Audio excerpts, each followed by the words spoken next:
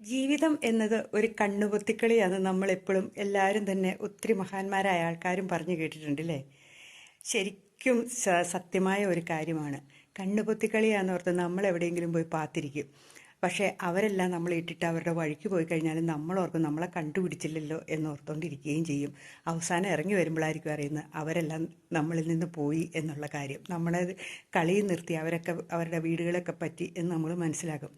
ഇതുപോലെ തന്നെയാണ് നമ്മുടെ ജീവിതത്തിൽ എന്തെങ്കിലും ഒരു പ്രതിസന്ധി വരുന്നത് വരെ അവരെല്ലാം നമ്മുടെ കൂടെ ഉണ്ടായിരിക്കും.